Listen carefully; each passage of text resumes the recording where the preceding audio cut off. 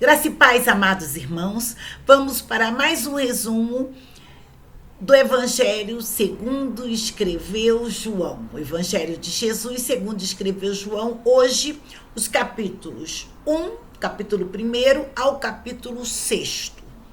Tudo bem? Então, que Deus nos abençoe. Este Evangelho, ele é diferente dos demais, que são chamados de sinóticos, porque eles são muito parecidos. Eles contam quase as mesmas histórias com detalhes diferentes, algum acréscimo, alguma redução, mas eles são muito parecidos, por isso que eles são sinóticos. O Evangelho escrito por João, o Evangelho de Jesus escrito por João, já é diferente, porque ele vai destoar dos demais. E a gente aqui no capítulo 1, a gente vê que é muito estranho, né? Por que João não começa com a genealogia de Jesus? Porque não começa a falar sobre a genealogia de Jesus. E aí a gente vê que ele opta pelo DNA de Jesus. Ele vai para a genealogia de Jesus do ponto de vista divino. Então ele diz que Jesus, no princípio era o verbo, e o verbo estava com Deus, e o verbo era Deus. Ele estava no princípio com Deus. A gente vai ver isso em João capítulo 1, versículos 1 e 2, onde ele diz que o verbo aqui era Jesus. Estava com Deus. Olha aí, estava uma outra pessoa. E o verbo era Deus. Então, Jesus sendo Deus. Então, repara que João mostra Jesus na sua divindade. Ele não tem existência, ele não foi criado por Deus. Ele é Deus, esvaziou da sua glória para estar 100% homem aqui conosco, 100% Deus, sem utilizar o seu lado divino. Senão seria um massacre, não seria uma luta.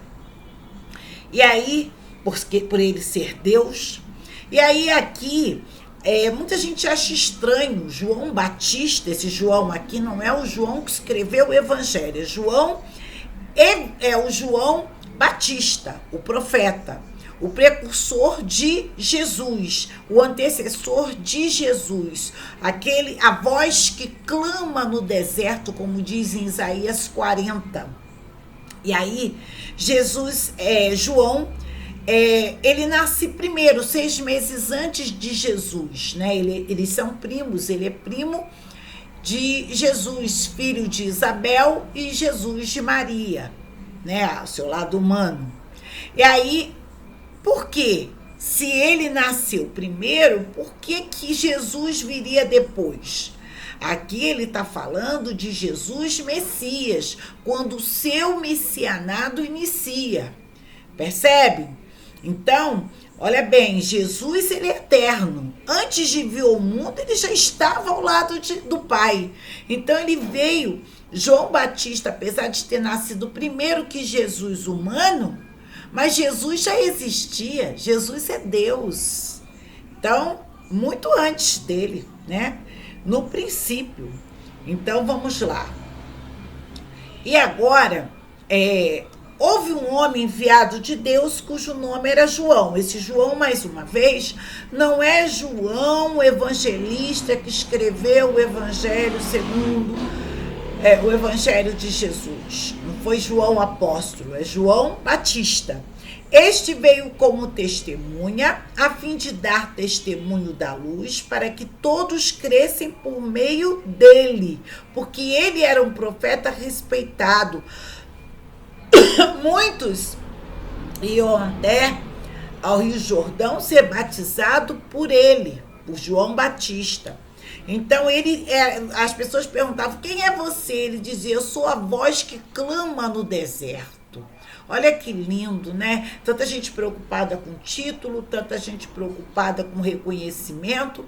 Ele vem e se mostra extremamente servil, se mostra extremamente humilde, porque ele diz: eu sou a voz que clama do deserto. Então, olha a simplicidade, a profundidade desta frase, desta afirmação. E aí, ele que vai ser testemunha, ele vai testificar, porque para os judeus, né, dentro da cultura judaica, dentro dos ensinamentos da lei, né, de Moisés, escrita por Moisés, a lei é sempre de Deus, era necessário pelo menos 2 testemunhas, e essas testemunhas tinham que ser confiáveis, tinham que ser com boa reputação. E João Batista, então, vem como testemunha. Ele diz que veio da testemunha. Ele diz que o Espírito Santo, o sinal que ele precisava, ele viu quando o Espírito Santo desce sobre Jesus. Olha, em forma de pomba. Então, olha que coisa linda, olha que testemunho. E ele ouve a voz de Deus dizendo: este é meu filho amado, em que eu me comprazo, em que eu me alegro.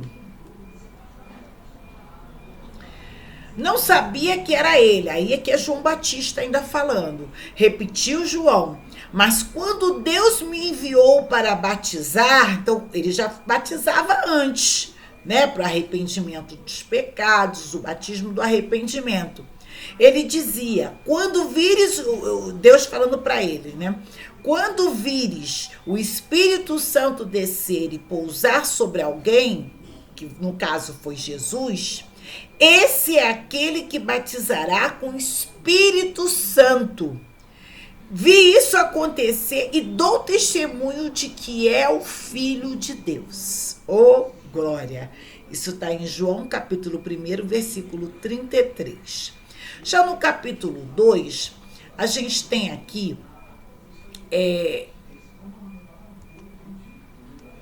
Jesus em Caná da Galileia, e ali ele vai realizar o primeiro milagre, tá? Aqui diz com muita clareza, o que Jesus fez aqui em Caná da Galileia foi o primeiro dos sinais através dos quais ele revelou a sua glória e seus discípulos creram nele, e seus discípulos creram nele. Então está em João 2,11 afirmando que este foi o primeiro sinal, o primeiro dos sinais, o primeiro milagre que Jesus realiza é a transformação da água em vinho. E aí, nos aproximando agora do capítulo 3, havia ali um fariseu chamado Nicodemos. Nicodemos, ele era fariseu, autoridade entre os judeus, ele era o príncipe dos judeus, e ele veio a Jesus à noite porque possivelmente ele estava se escondendo por ser uma autoridade no Sinédrio. Então, ele, como um fariseu, um doutor da lei, não podia se encontrar com Jesus, até porque Jesus estava sendo repudiado, estava sendo rejeitado, invejado, estava tendo muitas tramas, muita rejeição por parte do Sinédrio. Eles não queriam, eles não viam Jesus, o Messias. E aí ele vai à noite, né, um horário que ninguém está vendo, né, com mais discrição, e disse: mestre, sabemos que ensinas da parte de Deus, pois ninguém pode fazer os sinais que tu fazes. E aí Jesus respondeu a Nicodemos: em verdade, repare que ele repete essa expressão, e no Evangelho de João a gente vai ver várias vezes essa expressão dupla, e em verdade, ou na verdade, se repetindo. O que quer dizer isso? Isso aí é um alerta de Jesus para dizer: prestem atenção, obedeçam o que eu estou falando para vocês, porque isso é verdade. Por isso aquele tem o duplo sentido do amém, né? O amém diz: é verdade, é verdadeiro, assim seja. Esse é a semântica, o significado da palavra amém. E aqui Jesus diz: em verdade te digo. Então esse em verdade se repetindo aí, Quer dizer, preste atenção, isso é um alerta que eu estou fazendo para vocês. Obedeçam, sigam o que eu estou falando. Faça o que eu estou falando. E aí ele diz que se alguém não nascer da água e do Espírito, não pode entrar no reino de Deus. Vai fazer um curto-circuito na cabeça de Nicodemos, porque ele vai entender esse nascer de novo. Não o original diz nascer de novo como nascer do Altíssimo, do alto, do Espírito. É isso que Jesus estava querendo dizer. Mas ele entende, possivelmente aqui a gente percebe isso, os críticos analisaram isso, e eu estou repassando para vocês, que esse nascer de novo aí, para ele esse de novo era entrar na barriga, era literal, entrar na barriga e de novo nascer. Aí ele achou aquilo absurdo. Aí Jesus vai explicar para ele que não, esse nascer de novo da água e do Espírito, aí ele vai continuar a sua prosa, a sua conversa, seu entendimento, sua explicação, dizendo que é do Espírito. Ou seja, é preciso uma conversão, é preciso abrir seu coração para você poder nascer de novo, para você ser transformado pelo poder de Deus, pela palavra do Senhor, pelas infinitas misericórdias do Senhor. Então, para isso, você tem que abrir seu coração, tem que nascer de novo, quer dizer, tem que vir do alto, o Senhor tem que permitir isso a você. E a gente vê na Bíblia dizendo, né, que quem convence o homem do juízo, da justiça e do pecado é quem? O Espírito Santo. Amém? Então, vamos prosseguir. E aí, nós temos aqui Jesus ainda falando com Nicodemos que ele vai falar algo muito interessante que para nós cristãos é o versículo áureo da Bíblia. Todo cristão precisa ter este versículo na ponta da língua, porque ele é uma declaração assim que resume a essência do cristianismo, a essência da salvação, a essência do plano de salvação do Senhor.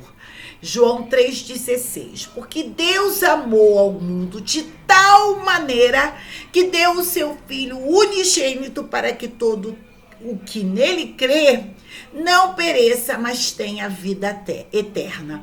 Repare que porque aí é a maior explicação, está dizendo, porque é uma própria conjunção subordinativa explicativa que está explicando por que ele Deus mandou o seu filho amado, né, Jesus. Aí ele diz, porque Deus, o maior ser, Deus, amar é um mandamento, devemos amar. Aí alguém pode dizer, então o amor não é um sentimento, é uma decisão. É uma decisão entre aspas, né, porque até o fato de você amar vem de Deus. Se você diz, eu decido amar, é muita soberba, né? Você achar que você decidiu amor, esse sentimento vem de você. Não, vem do Senhor. Então, até pra gente amar, tem momentos que é muito difícil. Imagina uma mãe ver um filho, uma filha ser estuprada, e ela olhar pro estuprador e dizer, eu te amo. Não é molezinha, não é fácil, não. Tem que pedir do alto. É o Senhor que nos concede essa faculdade, esse dom de amar, né? Esse mandamento aí que ele coloca, né? Amor, o maior mandamento, amar a Deus sobre todas as coisas, toda a sua força, e depois o teu próximo como a ti mesmo. É preciso tem que vir do alto, né? Como o Tiago disse, tudo que é bom vem do Pai das Luzes, vem do Senhor, vem do alto. E aí ele diz, de tal maneira que Deus amou o quê? Ao mundo. Então, olha bem, o maior alvo de amor de Deus foi a humanidade. Ao mundo aqui não é um mundo... porque aí diz, o mundo jaz do maligno. Aí esse mundo aí é mentalidade. Mas quando ele diz ele amou ao mundo, esse mundo aí já não é a mentalidade. É mundo no sentido de humanidade. De tal maneira, com tamanha intensidade, maior intensidade. Aí que deu é uma dádiva para nós, é um amor assim, incondicional, é uma misericórdia imensa. O seu filho unigênito, quer dizer, a maior expressão de Deus é esse amor que ele entrega do seu filho unigênito, para que é a maior abrangência, né, a finalidade para todos que quiserem. Agora tem uma condição. Qual é a condição?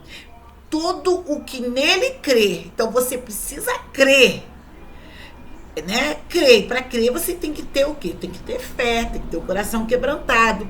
E esse crer não é simplesmente, eu creio em Deus.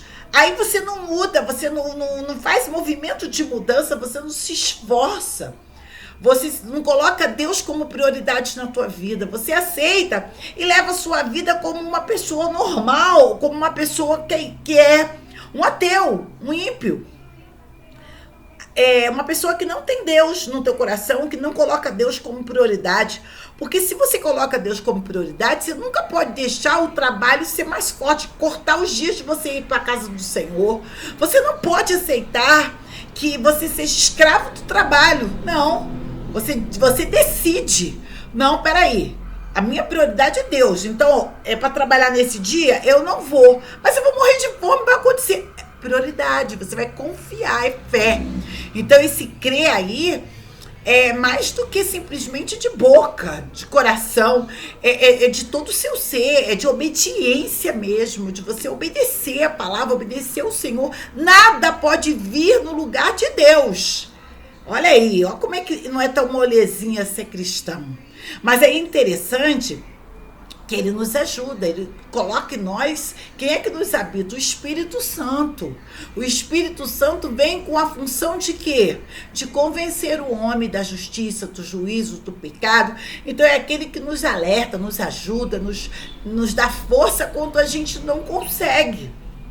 E aí diz, não pereça, porque perecer é a maior condenação, que é a morte eterna, é ir para o inferno. Mas tem a vida eterna. A vida eterna, o que? A salvação da tua alma.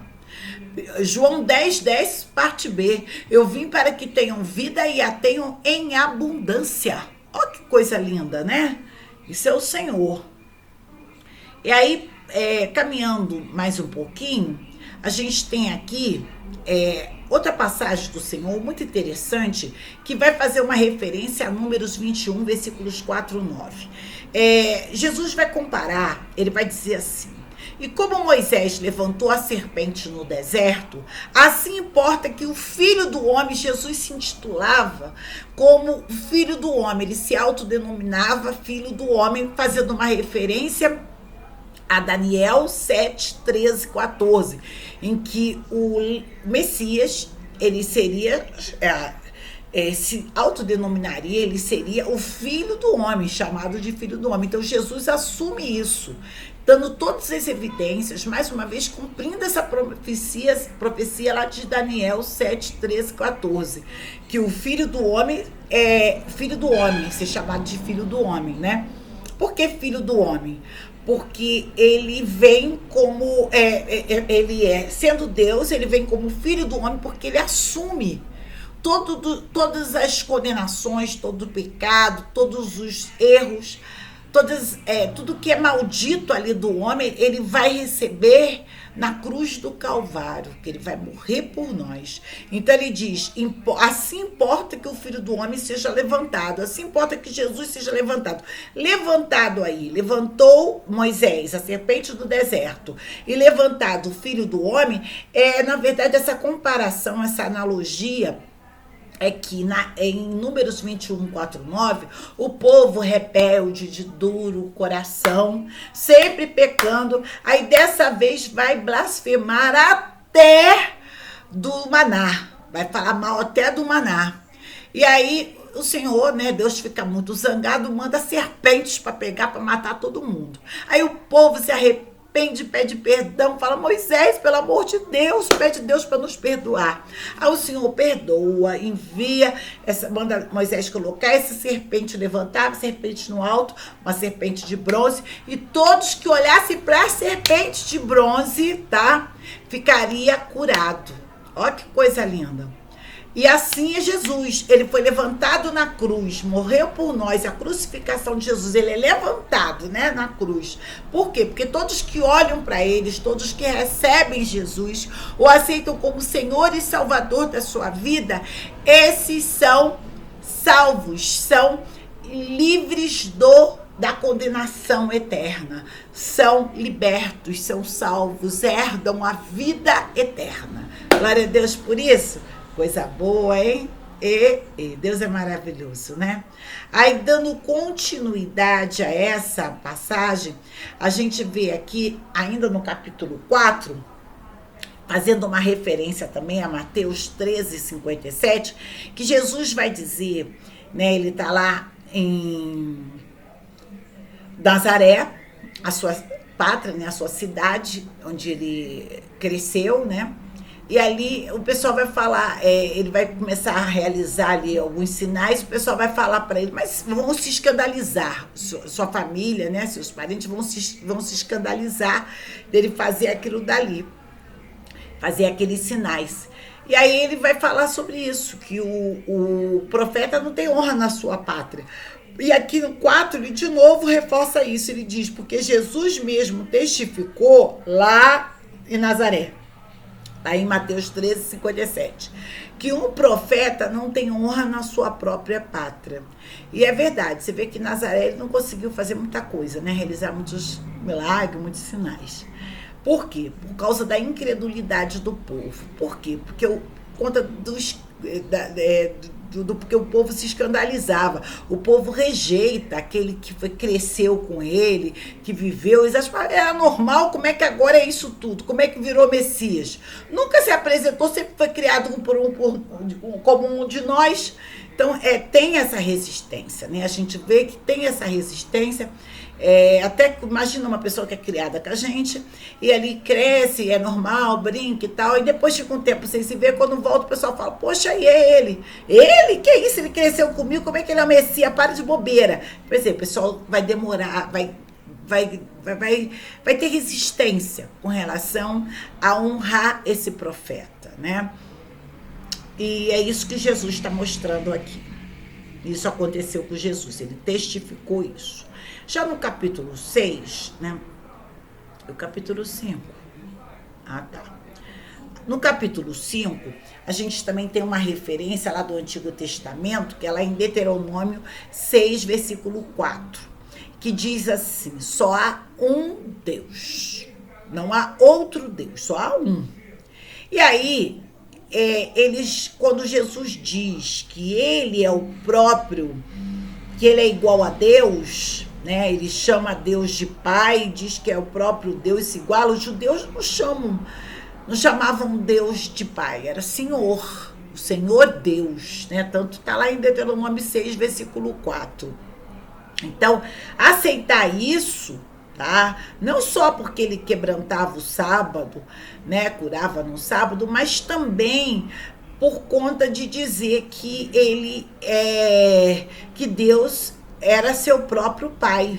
E, inclusive, na oração do Pai Nosso, ele quebra esse paradigma quando ele diz: Pai Nosso que estás no céu. Para os judeus foi um escândalo, né? Porque era Senhor Deus, né? Nunca Pai. Pai é alguém, filho, como? Só tem um Deus. Então, para ele, isso aqui era o pecado de blasfêmia. Dentro da leis judaicas, ele teria que ser, o pecado de blasfêmia deveria ser a morte de apedrejamento, tinha que ser apedrejado até a morte, como Estevão foi. Mas Jesus, os fariseus ali, dentro daquele domínio de Roma, eles preferiram então a sentença mais cruel, porque a morte de crucificação era uma morte horrível, tanto considerada maldita, a pior morte, quando havia um homicídio, alguém cometia um homicídio dentro das normas romanas. Mas aí eles pedem, porque o próprio Pilatos não vai ver nenhum defeito, nenhum crime ali em Jesus, não para ser para pagar com a cruz, com a crucificação, a pior tipo de morte, que era horrível. E aí os fariseus, né, os judeus incitados pelos principais sacerdotes, eles vão então pedir a crucificação de Jesus, né? E essa era uma lei romana, que era a crucificação quando matava alguém. E aí Jesus, ele a cruz não foi nem dele, a cruz foi de Barrabás. Por quê? Porque aquela cruz era de Barrabás, Barrabás representando quem? Toda a humanidade, né? A gente vai ver isso em outro momento. Mas Jesus acaba herdando essa cruz, né? Essa cruz vai para Jesus, representando nós, né? Nós que deveríamos estar nessa cruz, né? Como Barrabás, mas foi Jesus. E aí Jesus, eles vão acusar Jesus de blasfêmia, né? E o crime para blasfêmia deveria ser apedrejamento dentro das leis judaicas, mas para os romanos eles pedem então a pena máxima, que era a crucificação. Que normalmente nessa lei dos romanos, né, a crucificação, quando matava alguém, matava um homem, aí sim, né, era um homicídio, né, doloso, aí sim. Mas não foi o caso aqui, mas esse era o pecado de blasfêmia. E aí no capítulo 6, a gente tem aqui uma outra referência ao Antigo Testamento, que é de Êxodo 3:14, que vai falar da mulher samaritana. E Jesus ali está no poço de Jacó, né? Jesus está indo, passa, né, por Samaria, e está com sede, está ali no poço de Jacó. Cansado da viagem, sentou-se à beira do poço. Isso se deu por volta do meio-dia. Imagina o calor, imagina o sol fervendo. E nisso veio uma mulher samaritana tirar água. Aí, olha só, nada é por acaso. Jesus estava esperando ela, porque Jesus tinha algo para tratar com ela. Olha que conversão linda. E ele diz para ela no meio da conversa, né? Porque ela vai falar com ele, até então ela não acredita que Jesus ela não entende bem que Jesus que está falando ali com ela é o Messias, é o Deus Todo-Poderoso, ela não vai compreender. E ali ele vai conversando com ela até que ele diz: falaste bem, você não tem marido. Você já tiveste 5, e esse que você tem não é seu marido. E ali ela cai a ficha, ela percebe com quem ela está falando, ali realmente ela se converte, e ela diz, e Jesus diz para ela, né? Eu sou o pão da vida. Quem vem a mim não terá mais fome, e quem crê em mim nunca mais terá sede. Isso está lá em João 6, versículos 24 e 35. É interessante notar que Jesus, em diversos momentos, a gente vai ver isso muito agora no Evangelho de João, escrito por João, que ele vai usar essa expressão: eu sou o pão da vida, eu sou a ressurreição e a vida, eu sou o caminho, a verdade e a vida, eu sou a porta, eu sou o pão da vida, fazendo referência à expressão eu sou, como Jesus designava, se autotitulava, em Êxodo capítulo 3, versículo 14, porque Jesus é Deus. Mais uma vez o Evangelho de João mostrando, legitimando aqui a divindade de Jesus. Eu sou. Então, Jesus é o pão da vida, Jesus é o caminho, a verdade, a vida, Jesus é a porta das ovelhas, Jesus, eu sou. Ah, que lindo. Deus abençoe. Vamos seguir. Tem mais algum? Acho que acabou, né? Isso. Que Deus abençoe cada um de vocês. Que vocês tenham, assim, uma semana abençoada. Fiquem com Jesus.